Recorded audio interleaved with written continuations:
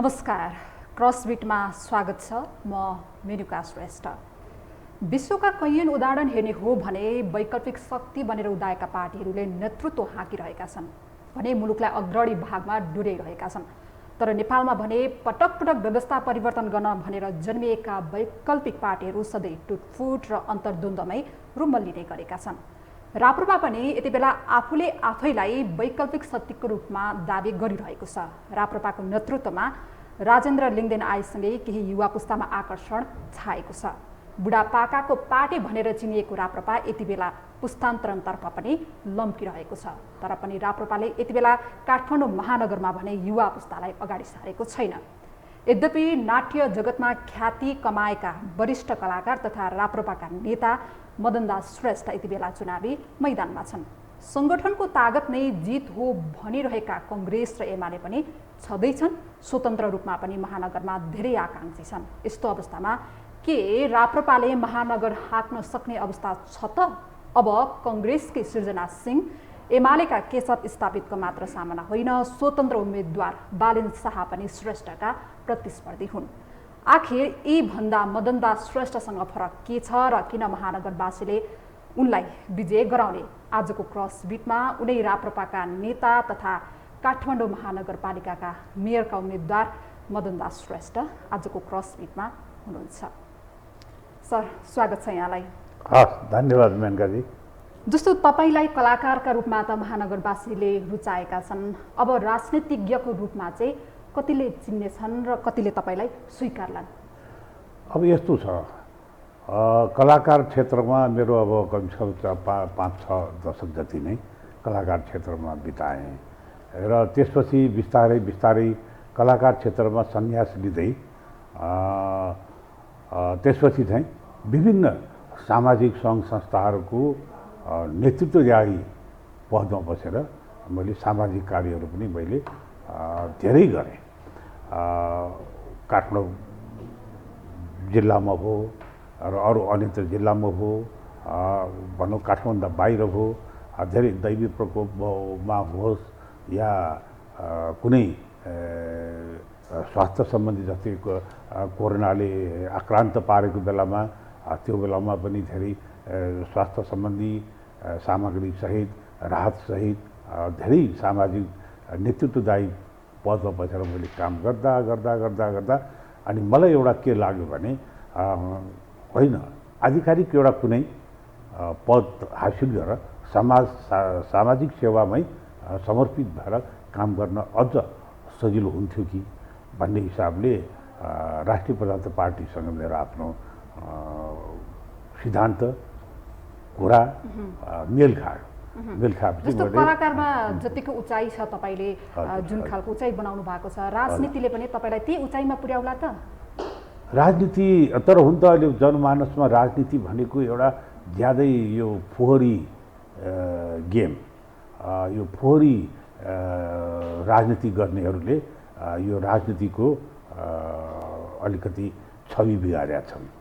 अब वास्तविक राजनीति पनि त सामाजिक सेवा नै हो नि, होइन?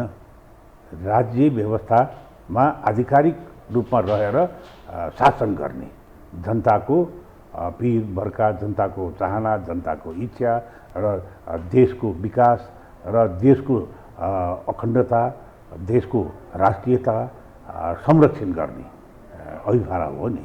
तर यहाँ चाहिँ राजनीति अर्कै किसिमको हिसाबले चल्न थाल्यो। त्यो भएपछि मलाई लाग्छ धेरै सामाजिक सेवामध्ये अब हामी जस्ता पनि मान्छे यो क्षेत्रमा प्रवेश गरेर यसलाई अलिकति सफा गर्न सकिन्छ कि, यसलाई अलिकति राजनीति भनेको सामाजिक सेवा हो, यो गरी खाने ठाउँ होइन, यो पेसा होइन भन्नेतिर प्रमाणित गर्न पनि प्रयास गरिरहेको। यो अवस्थामा अब यति बलियो कङ्ग्रेस र एमालेसँग राप्रपाले कसरी सामना गर्छ त? त्यसो भए बलियो त के भन्ने हो, खोइ बलियो भए एकले अर्कोको कुम जोडेर, एकले अर्को कुम समातेर उठ्न खोजिरहेछन्। अब तपाईँले राप्रपा राष्ट्रिय प्रजातन्त्र पार्टी अहिले तपाईँले देख्नु भएको छ, अहिलेको नयाँ नेतृत्वदायी हाम्रो अध्यक्ष माननीय राजेन्द्र लिङ्गदेनजीले नेतृत्व सम्हालेपछि राप्रपाको यति सङ्गठित, यति बलियो, यति आधार यसले पाएको छ र आम जनताहरूको जनभावना पनि राप्रपातिर नै लागेको त यहाँले मेचीदेखि महाकाली राप्रपाका कुनै कार्यक्रमहरूमा एउटा जनलहरै उर्लेको त देख्नु भएको छ नि। अब शक्ति भनेको एउटा राष्ट्रिय प्रजातन्त्र पार्टी मात्रै हुन्छ। हेर्नुहोस्, जस्तो तपाईँहरू त जित्नलाई होइन, सङ्गठनलाई जोगाउन, सङ्गठनलाई बलियो बनाउनका लागि मात्रै उठ्नु भएको पनि भन्छन् कि होइन, जित्नको लागि नै हो नि, जित्नको लागि। अब पहिला को कहाँ के कसो भयो यी कुराहरू नगरौँ होइन। तर अहिलेको अवस्थामा राष्ट्रिय प्रजातन्त्र पार्टीको एक मत एक उसले चाहिँ राष्ट्रिय प्रजातन्त्र पार्टी चाहिँ माथि आउँछ र राष्ट्रिय प्रजातन्त्र पार्टीप्रति आम मानिसको अब आशा छ। किनभने मान्छेले अब भनौँ न झन्डै झन्डै अब 3-4 दशक जति 3 दशक जति त हेरे नि पुरै नि जनताहरू, तर देशमा कुनै पनि परिवर्तन आएन। न जनताले कुनै सुख सुविधा पाए, न जनताले स्वच्छ हावा खान पाएछ, न जनताले स्वच्छ पानी खान पाएछ, न जनताले सडकमा निष्पृति ढङ्गले हिँड्न पाइरहेछ, न 8-9 बजेपछि न आम जनताले सुरक्षित साथ सडकमा हिँड्न सकिरहेछ।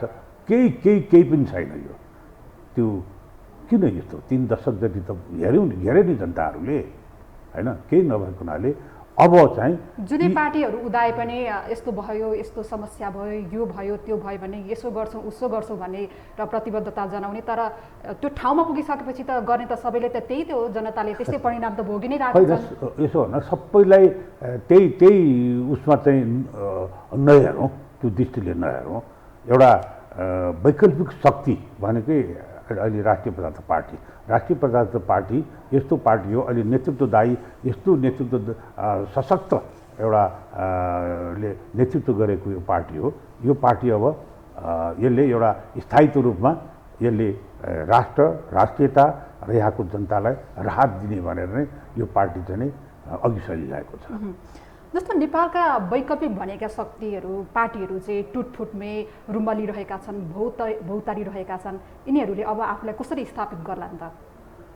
होइन, अब अरू पार्टीको त मलाई के थाहा होइन। जस्तो राप्रपाको त भएन नि। अरू अब कहाँ कता गए, के गरे, कसो गरे, त्यो आफ्नो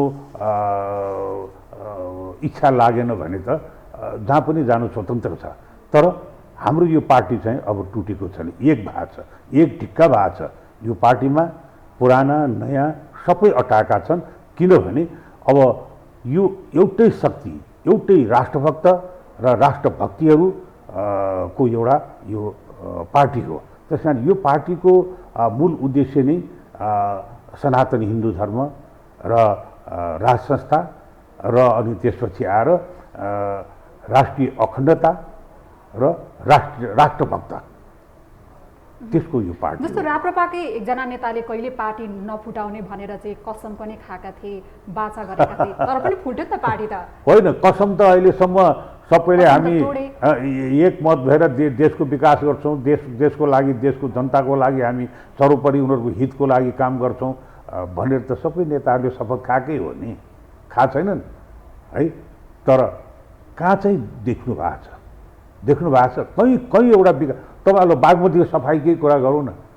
एक थरी बागमती सफाइ गर्ने भनेर एक थरी खुब हल्ला गरे। बागमतीको सफाइको नाममा राज्य कोषको धेरै पैसा खर्च गरे, तर कहाँ चाहिँ सफा भएको छ कहीँ पनि छैन। पनि त्यो त सामान्य कुरा हो भने यो त काम गरेर देखाएर जनताले महसुस गर्ने काम त हुनु पऱ्यो नि। जनताले यो चाहिँ भएको छ है भन्ने कुरा त आउनु पऱ्यो नि, तर त्यो कुनै पनि छैन। जस्तो काठमाडौँ महानगरले चाहिँ काठमाडौँ महानगरमा राप्रपाले आफ्नो यो काठमाडौँको 32 वडामा चाहिँ आफ्ना उम्मेदवारहरू उठाएको छ कि छ। कतिपयले चाहिँ के भन्छन् भनेदेखि राप्रपाको चाहिँ वडा जित्न सक्ने हैसियत छैन, महानगर कसरी जित्ने भन्छन् कि? त्यो भन्नेले त भन्छन् नि होइन। एउटा के भन्छ भने कागलाई बेल पाक्यो हर्ष नै विस्मात भने जस्तो उखान छ नि। बेल एउटा राम्रो फल हो होइन। अब त्यो कागलाई के थाहा, अनि त्यो बेललाई ठुङ्गै गर्छ, बरु उसको चुचो भाँचिन्छ। अब बेल त बाटो कुनै उसले फाइदा त लिनु पाउँदैन, बेल उसले फुटाउनु उसको सामर्थ्य छैन होइन। त्यसैले कागलाई बेल पाक्यो न हर्ष विस्मात भने जस्तै हो। जस्तो एमालेबाट उठेकी उपमेयर कि उम्मेदवार सुनिता डङ्गोलले चाहिँ हामी एकाडेमी बनाउँछौँ, त्यहाँ आएर चाहिँ कला देखाउन तपाईँहरूलाई चाहिँ ठाडो चुनौती दिनुभएको छ कि यसलाई कसरी लिनु भएको छ? को? सुनिता डङ्गोलले। ए ए ए ए खोइ त्यो त मलाई सुनेको छैन। अब काठमाडौँलाई कस्तो एकाडेमी बनाउने हो? काठमाडौँ एउटा प्राचीन सांस्कृतिक एउटा म्युजियम हो काठमाडौँ स्वयं होइन। काठमाडौँको वहाँ विभिन्न जात जाति धर्महरूको आफ्नै कला संस्कृतिहरू छन्। तिनीहरूलाई पहिला सम्वर्धन गर्ने, तिनीहरूको साङ्गीतिक धरोहरलाई हामीलाई बचाउने र तिनीहरूको परम्परा सांस्कृतिक पूजा आजाको हामीले संरक्षण गर्ने र सांस्कृतिक जुन धरोहर छ नि हाम्रो यहाँ होइन, तिनीहरूलाई बचाउने, त्यसको संरक्षण, पौराणिक पुरातत्व चिजलाई संरक्षण गर्ने यो दायित्व हो महानगरपालिकाको। तर त्यस्ता संरक्षण, त्यस्ता पौराणिक संरचनाहरू त हराउँदै पो गइरहेछ त। अब हाम्रो पार्टीले त्यस्ता संरक्षणलाई खोज गरेर उद्धार गरेर त्यसको संरक्षण, सम्वर्धन र विभिन्न जातीय धर्म र संस्कारलाई हामीले प्रवर्धन र बचाउने हामीले प्रयास गर्छौँ। एउटा उम्मेदवारको हिसाबले उठ्नु भएको सुनिता डङ्गोलले चाहिँ तपाईँहरूलाई यो ठाउँसम्म मतलब अब यो ढङ्गले चाहिँ परिभाषित गर्नुभयो होइन, यसलाई तपाईँले कसरी लिनुभएको छ? के परिभाषित? जस्तो एकाडेमी खोल्छौँ अनि त्यहाँदेखि जितिसकेर एकाडेमी खोल्छौँ, जित्छौँ, त्यस पछाडि तपाईँहरू चाहिँ गएर कला देखाउने अरे क्या त्यहाँ गएर? हामी कलाकारले देखाउने कि उहाँले? तपाईँहरूले अब जस्तो तपाईँ पनि एक हिसाबले कलाकार बन्नुभयो, कलाकार हुनुहुन्छ, बालेन शाहलाई चाहिँ एक उहाँलाई चाहिँ नि गाउने वातावरण बनाइदिने होला, त्यस्तो होला होइन। अब उहाँले त्यस्तो एकाडेमी त बनाउनै पर्दैन, छँदैछ नि। साहित्यिक एकाडेमी छ, सङ्गीत नाट्य कला एकाडेमी छँदैछ, ललित कला एकाडेमी छँदैछ, छैन? नेपालमा त छ नि। अब उहाँले चाहिँ बनाएर कस्तो खालको एकाडेमी बनाउने त्यो चाहिँ मेरो जानकारीमा पनि छ, थाहा पनि छैन। उहाँ जस्तो मान्छेले तपाईँहरू जस्तोलाई यस्तो भन्दाखेरि कस्तो प्रभाव पर्ला त? एउटा मेयरको रूपमा उठ्नु भएको छ, उहाँले त्यस्तो भन्दा चाहिँ कस्तो प्रभाव पर्ला त तपाईँहरूमा? केही प्रभाव छैन, केही प्रभाव। उहाँले भनेको कुरा मैले सुनेको पनि छैन, त्यस्तो कुराले केही प्रभावै पर्दैन।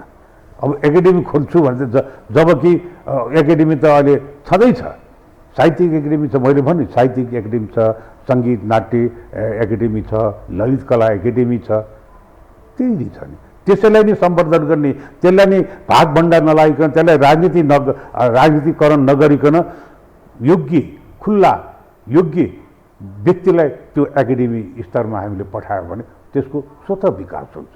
तर राजनीतिक नियुक्ति यहाँ त कस्तो भने ट्र्याक्टर चलाउनेलाई डाक्टर बनाइदियो, डाक्टरलाई ट्र्याक्टर चलाउने बनाइदिने स्थिति आएर पो यो समस्या भयो त। ट्र्याक्टर र डाक्टरै छुटाउन नसक्ने, अब के गर्ने? ठिक छ। एउटा वैकल्पिक पार्टीबाट काठमाडौँको मेयरमा उम्मेदवारी दिनुभएको छ। यदि यहाँका जनताले तपाईँलाई विश्वास दिलाएर चाहिँ नेतृत्वमा पुर्याइदिइहाल्यो भने यो सहरलाई तपाईँ कस्तो बनाउनुहुन्छ? होइन, यो सहरलाई अहिले अति आवश्यक परेका चिजहरू जुन भएकैलाई इमान्दारीपूर्वक त्यसलाई प्रयोग गर्न नगरेको कारणले अहिले काठमाडौँ भयावह स्थिति भएको छ। मैले अघि नै सुरुमै भने सडकको अवस्था दुरवस्था छ, ढल खानेपानीको अवस्था राम्रो छैन। यहाँ सबै सिन्डिकेट रूपमा चलिरहेछ, सबै त्यस्तो चलिरहेछ। किनभने त्यसैमा राजनीति गर्ने, त्यसमै फोहोरी चलखेल गर्ने। त्यस कारण हराभरा भन्छ, कहाँ छ हराभरा? हराभराको नाउँमा तपाईँले जहाँ सानो साँगुरो फुटपाथमा पनि माथि हाई टेन्सन लाइन छ त घर छ, अब त्यहाँ चाहिँ हराभरा गर्ने भएर रुखको बिरुवाहरू बोकेर जाली राखेको छ, त्यो पनि अनावश्यक खर्च हो। पछिसम्मको योजना बनाउनु पर्यो, पछिसम्मको त्यसको योजना बनाएर पछिसम्म त्यो चिजलाई जनतालाई साथ सहयोग दिन्छ भन्ने वातावरण बनाउनु पर्यो। खालि आफ्नो मान्छेलाई गरी खाउन भनेर उनीहरूलाई दिने हिसाबले होइन। त्यसकारण त्यो प्लानिङ गरेर गरेको खण्ड राम्रो हुन्छ। अब त्यही बाटोको भनौँ न रुख बढ्दै गएपछि पछि रुख काट्नुपर्ने स्थिति छ, त्यसको के अर्थ रह्यो? महानगरको एउटा प्रमुख समस्याको रूपमा रहेको जस्तो यो फोहोर भयो, अव्यवस्थित सडक ढललाई चाहिँ कसरी व्यवस्थित बनाउने तपाईँका योजना के कस्ता छन् त? त्यसो भए अब फोहोरको ठुलो समस्या यहाँ छ। यो समस्या कुनै ठुलो समस्या होइन, तर ठुलो बनाइयो त्यसलाई, त्यो समस्याले ठुलो बनाइयो त्यो फोहोरलाई। फोहोरमा चलखेल गरे, फोहोरमा राजनीति गरे, त्यो कारणले पनि त्यो फोहोरको समस्या काठमाडौँ महानगरपालिकाका जनताहरूले सधैँ त्यो बेहोरिरहनु पर्यो, त्यसको दुर्गन्धी सहनु पर्यो। त्यसको दुर्गन्धी र त्यसको फोहोरले यहाँको स्वस्थ वातावरण रहेन। कति मान्छे रोगी छन्, कति मान्छेलाई समस्या परिरहेछ। त्यो समयमा मूल फोहोरलाई उठाउनुको लागि, त्यो व्यवस्थित गर्नको लागि त्यसको राजनीतिकरण नगरिकन त्यसैबाट आर्जन भएको त्यो पैसा मात्रै त्यो फोहोरलाई व्यवस्थित गर्न सक्ने वातावरण त बनाउन सकिन्छ नि। तर त्यो पैसामै चलखेलको कारणले त्यो फोहोर चाहिँ स्थायित्व रूपमा त्यसको हटाउन चाहिँ सकिरहेको छैन। तपाईँलाई महानगरवासीले नेतृत्वमा पुर्याउँछन् भन्नेमा तपाईँ पूर्ण विश्वस्त हुनुहुन्छ? विश्वस्त भएरै त म यो के अरे उम्मेदवारी दिएको हो नि। मलाई महानगरपालिकाका आम जनताहरूले, आम नागरिकले यो मान्छे निष्कलङ्क छ, सही छ, यो चाहिँ यसले राम्रो काम गर्छ र यसको हामीलाई विश्वास छ भनेर उहाँहरूले आत्मसात गर्नुभएको छ। मलाई पनि आशा छ महानगरवासीले मलाई अत्याधिक आफ्नो मत, ल तिमीले चाहिँ यो काम गर, जिम्मेवारी यो तिमीलाई हामीले सुम्पिया छौँ, यो जिम्मेवारीबाट तिमी विमुख नभएर राम्रो काम गर भनेर उनीहरूले मलाई मत दिएर त्यो ठाउँमा उहाँहरूले पुर्याउनुहुन्छ मलाई। तर वैकल्पिक पार्टीहरूका लागि चाहिँ नेतृत्वमा पुग्न त्यति सहज भएको देखिँदैन नि, जनताले खासै विश्वास गरेको पाइँदैन नि। अबको यो वैकल्पिक जुन एउटा जनताले सोचिरहेको छ त्यसको चाहिँ राष्ट्रिय प्रजातन्त्र पार्टी हो। अब चाहिँ यसलाई उहाँहरूले विश्वास गरेका छ र मत दिन्छ। के छ आधार? अब मैले अघि नै भने नि, यो त राष्ट्र र राष्ट्रियता र राष्ट्रको सम्वर्धनको लागि यो पार्टीले एउटा प्रण गरेका छ। अर्को एउटा यहाँको मूल जड भनेको भ्रष्टाचार हो। भ्रष्टाचार अब आज आमाको मुख्य नै दिन हो है। सबै आजको दिनमा चाहिँ आमाको आशिष लिन्छन्। हामी पनि, हाम्रो राष्ट्रिय प्रजातन्त्र पार्टीको पनि भ्रष्टाचारी गरेर खानु भनेको आमाको रगत खानु बराबर हो भनेर मूल नारा छ। आजकै दिन म पनि प्रण गर्छु, आमाको मुख्य दिन आज विशेष पर्वको दिन। त्यसकारण हामी भ्रष्टाचार गर्दैनौँ, हामी इमान्दारीपूर्वक काम गर्छौँ। मूलतः यो सबै हुनुमा के भने मान्छेमा इमान्दारिता नभएर यो सबै बिग्रिया हो। मान्छेमा इमान्दारिता भयो भने यो आफै आफ यो सबै सुल्झिएर जान्छ। जस्तो यो वैकल्पिक शक्तिको रूपमा के गर्छौँ भनेर उदाएका पार्टीहरूप्रति जनताको विश्वास चाहिँ किन गुम्दैछ? पहिला गुम्यो होला के होला, अब चाहिँ एउटा शक्ति आएको छ। यो शक्तिलाई हामीले भरथेक गरेर टेवा दिएर यो शक्तिलाई हामीले ढाल्न दिनु हुँदैन। यो शक्तिलाई हामीले थाम्नुपर्छ, बल दिनुपर्छ भनेर आम जनताले हामीलाई सपोर्ट गरिरहेछ र आम जनताले कहाँ थापिरहेछ। जस्तो काठमाडौँ महानगरमा अब मेयरको दावेदारी, मेयरको उम्मेदवार हुनुहुन्छ, यदि चुनाव हार्नुभयो भने चाहिँ जुन ख्याति कमाउनु भएको छ नि कलाकारमा, यो ख्यातिमा चाहिँ कस्तो हानि पर्छ? केही पर्दैन। त्यो कलाकारिता भनेको त मैले एक किसिमको अलिकति रिटायरमेन्ट पनि लिइसकेँ। किनभने अब करिब अब यो नयाँ पुस्तालाई पनि अवसरहरू दिनुपर्छ र हाम्रो जुन एउटा पुरानो अनुभवको आधारमा हामीले जुन कलाकारिताहरू गरिरहेछौँ त्यसबाट जे जति ख्याति पाइयो त्यो ख्यातिलाई मैले चाहिँ सामाजिक क्रियाकलाप, सामाजिक काममा लगाएँ। त्यो सामाजिक कामबाट त्यति नै मैले सबै आम जनताहरूबाट मैले स्याबासी पनि पाएको छु। आम जनताबाट मलाई उनीहरूले तिमीले राम्रो गरेका छ भन्ने कुरा पनि मैले फिडब्याक ल्याएको छु। त्यसैले सामाजिक काम गर्नु भनेको एकदम गाह्रो हो। तर त्यसमा म अहिलेसम्म निष्कलङ्क, निस्वार्थ रूपमा मैले काम गरेको सबैले प्रमाणित रूपमा उहाँहरूले देख्नु भएको छ। त्यही कारणले नै मलाई यहाँका वासीहरूले मेयरको लागि तिमी उपयुक्त छ, तिमीले चाहिँ अवसर पाउनुपर्छ भन्ने उहाँहरूको जनआकाङ्क्षा भएर नै मैले चाहिँ यो मेयरको उसमा दावेदार गरे हुँ र म जित्छु पनि। राजनीतिमा पनि त जस्तो कलाकारमा नयाँ पुस्ता आउनुपर्छ भनेर भन्नुभयो, राजनीतिमा पनि त नयाँ पुस्तालाई जोड दिनु पर्ला नि त। नयाँ पुस्तालाई कतिपय ठाउँमा नयाँ पुस्तालाई जोड दिनुपर्छ, तर नयाँ पुस्ताले मात्रै गरेर हुँदैन नि। यसमा चाहिँ पुराना अनुभवीहरू, पुराना मानिसहरूको एउटा अनुभव, उनीहरूको चाहिँ एउटा सिप र उनीहरूले जानेका कुराहरू हस्तान्तरण गर्दै जानुपर्छ। तर हस्तान्तरण गर्दाखेरि ऊ पनि साथमा हुनुपर्छ। नयाँ र पुरानोको अनुभव चाहिन्छ। तपाईँले भन्नुहुन्छ राजनीतिमा नयाँलाई हस्तान्तरण गर, अहिले सिङ्गापुरको हेर्नुहोस्, मलेसियाको हेर्नुहोस्, तपाईँको विभिन्न अरू अमेरिकाको हेर्नुहोस्, कति वर्ष त 84 वर्षका, 95 वर्षका, 88 वर्षकाले गरिरहेछन्, तर त्यो देश यति राम्रोसँग सुशासन गरेर चलिरहेछ त छैन। त्यसकारण यहाँ यो काम गर्नलाई नयाँ र पुरानो भन्ने कुरा आउँदैन, उमेर गएको र उमेर नगएको भन्ने पनि कुरा आउँदैन, युवा र बुढाको पनि कुरा आउँदैन। मलाई तपाईँले यसो एउटा सोच्नु भयो होला, जुङ्गा पनि फुलिसकेको छ, कपाल पनि फुलिसकेको छ, तर मेरो जोस र जाँगरमा कहीँ कतै ब्रेक लाग्ने ठाउँ छैन, म गरिरहेको छु। ऊर्जा छ। तपाईँभन्दा त स्वतन्त्र उम्मेदवार बालेन शाह अगाडि देखिन्छ नि अहिलेको अवस्थामा? खोइ थाहा छैन मलाई, म त अगाडि मै मात्रै छु, को अगाडि को पछाडि भन्ने थाहा छैन। मूल्याङ्कन पनि नागरिकहरूले त्यसरी नै गरिरहेका छन् कि? त्यो गरिरहेछ भने तपाईँले कसरी थाहा पाउनु? आधार छ? आधार छ नि। के छ लु, बालेन शाह भन्ने व्यक्तिलाई, स्वतन्त्र उम्मेदवारलाई नै आम जनताले, युवा पुस्ताले उनलाई अगाडि आउनु तथ्याङ्क छ, तथ्याङ्क छ। कति हजार सबै सपोर्ट धेरै आइरहेको छ। मलाई छ सपोर्ट त। आम जनताहरू काठमाडौँ महानगरपालिका भित्रका अगाडि त अब पुरानो व्यक्तिले अब एउटा स्पिरिट छ, पुरानोको अनुभव छ, त्यो पुरानोको व्यक्तिले यो शासन गर्नुपर्छ भन्ने छ। तपाईँलाई म एउटा उदाहरण उखान पनि भन्छु, हेर्नुहोस्।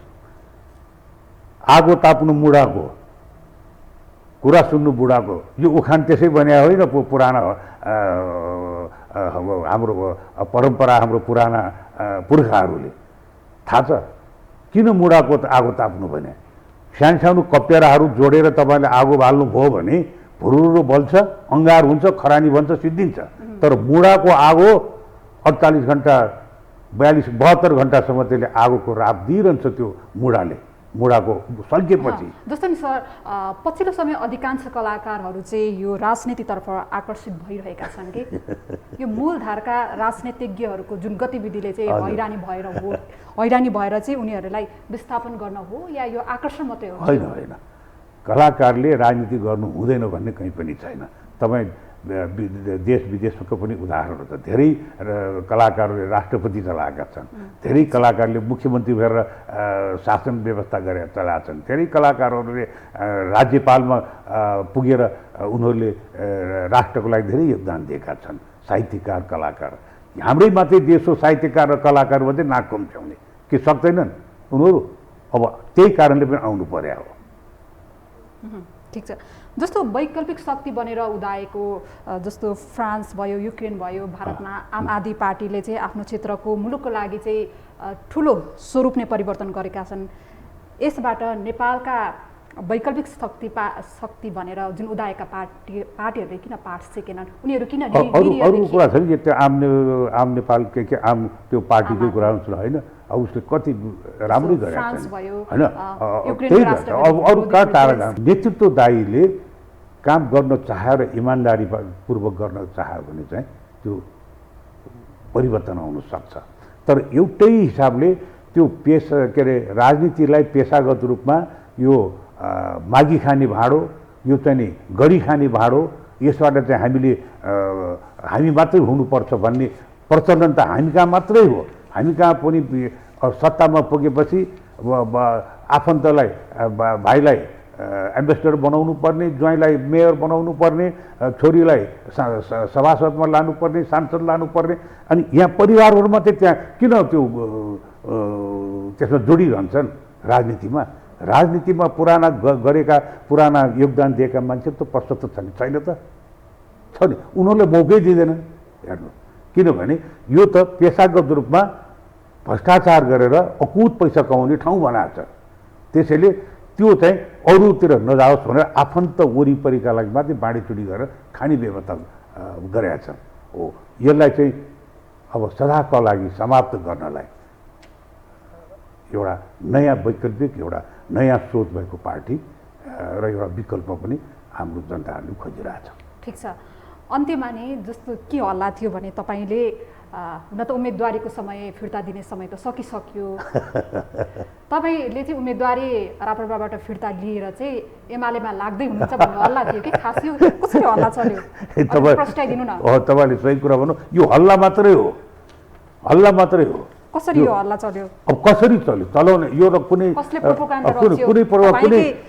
राजनीति यो हत्कण्डा चलाएर होला। म त एउटा मलाई त यो राष्ट्रिय प्रजातन्त्र पार्टीले एउटा विश्वास गरेर हाम्रो पार्टी सङ्गठित भएर एउटा निर्णय गरेर मलाई त्यो मेयरमा मलाई प्रस्तुत गरे हो भनेपछि मैले अब के अरे नोमिनेसन पनि गरिसकेँ। अब त्यसको फिर्ता लिने के अरे समय पनि सकिसक्यो। म तपाईँसँग बसेर यसरी कुरा पनि गरिरहेको छु। अब फिर्ता लियो भने त्यसै हल्ला चलाएर त्यो एउटा प्रोपोगन्डा चलाएको हो। तपाईँको प्रतिस्पर्धीहरूले चाहिँ यो प्रोपोगन्डा मचाएको हो भन्ने पनि छ के हो? होला, अब त्यस्तो कसैले गरे होला, अब त्यसमा मलाई चाहिँ खासै ध्यान भएन, तर होला त्यस्तो कुनै एउटा हत्कण्डा चाहिँ चलाएको होला। हस्, समय र सम्वादका लागि यहाँलाई धेरै धेरै धन्यवाद। हस्, धन्यवाद मेनकाजी। तपाईँले पनि आएर मेरो आफ्नो कुराहरू के राख्ने अवसर दिनुभयो, अन्तर्मनका कुराहरू पनि राख्नु पाएँ र हाम्रो राष्ट्रिय प्रजातन्त्र पार्टीको विषयका उद्देश्य र त्यसको विषय पनि केही कुरा आम नगरवासीमा राख्न पाएँ र मेरो विचार पनि नगरवासीमा राख्न पाएँ। त्यो अवसर यो टेलिभिजनले अवसर दियो, त्यसको लागि तपाईँहरूलाई धेरै धेरै धन्यवाद। नमस्कार। हस् त, आजका लागि क्रसबिट यति नै। यो टेलिभिजन हेर्दै गर्नुहोला। नमस्कार।